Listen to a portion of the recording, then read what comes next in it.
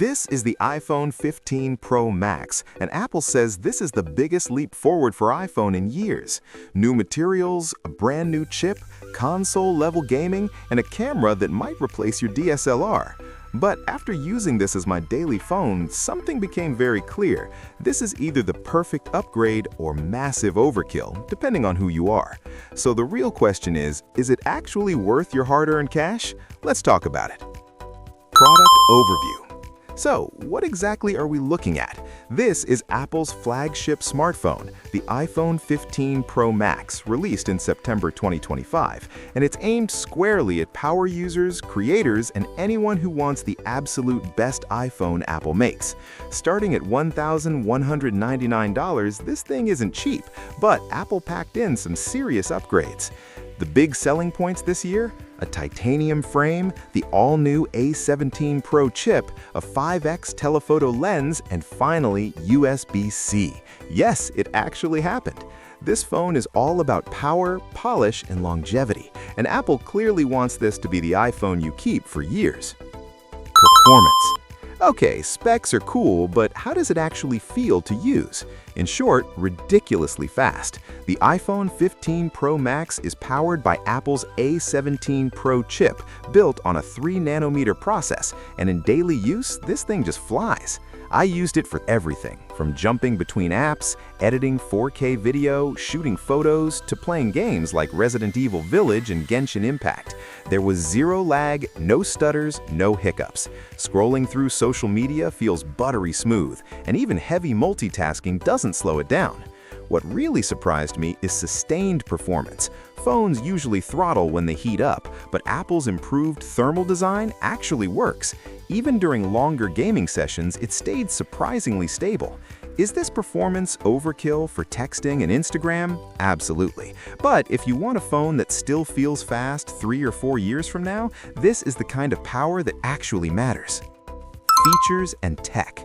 Let's talk about the features that actually make this phone different. First up, the action button. Apple ditched the mute switch and replaced it with a customizable button. You can set it to launch the camera, start a voice memo, enable focus modes, or run shortcuts. Once you dial it in, it becomes one of those features you instinctively rely on. Next, USB-C. This is a big deal. Not only does it simplify your cable situation, but on the Pro models, you get much faster data transfer speeds. If you're a creator moving large video files, this saves serious time.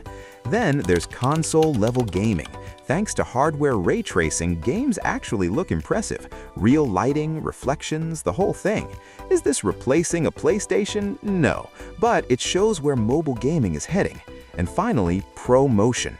That 120Hz display makes everything feel incredibly responsive. Once you get used to it, going back to 60Hz just feels wrong. Camera performance. Now let's talk about cameras, because this is where the Pro Max really shines. The star of the show is the new 5x telephoto lens, which uses a tetraprism design. In real life, this means you can zoom in on distant subjects without the photo turning into a blurry mess. Photos look classic Apple. Natural colors, excellent dynamic range, and reliable results every time. You don't need to think, just point and shoot. The smart HDR processing is fantastic for people and skin tones, especially in mixed lighting. Video is still class-leading, stabilization is insanely good, and the ability to shoot ProRes video directly to an external SSD via USB-C is a massive win for content creators. For vloggers, YouTubers, and mobile filmmakers, this is one of the most powerful video tools you can fit in your pocket. Design and build. Design-wise, Apple made a subtle but important change. The titanium frame replaces stainless steel, making the phone noticeably lighter and more comfortable to hold, especially for a Mac-sized device. It still feels premium, just less fatiguing during long use. The edges are slightly more rounded, which sounds small, but in daily use it makes a big difference. The matte glass back resists fingerprints well, and overall, this is one of the nicest feeling phones Apple has ever made. It's refined, practical, and very Apple. Pros. A17 Pro Power. Elite camera and video. Lightweight titanium, action button plus USB-C. Cons? Very expensive. Most users won't need this level of power. final verdict. So, who is the iPhone 15 Pro Max actually for? Look, if you're a content creator, mobile gamer, or tech enthusiast who wants the best performance and camera Apple offers, this is an absolute no-brainer. It's powerful, polished, and built to last for years.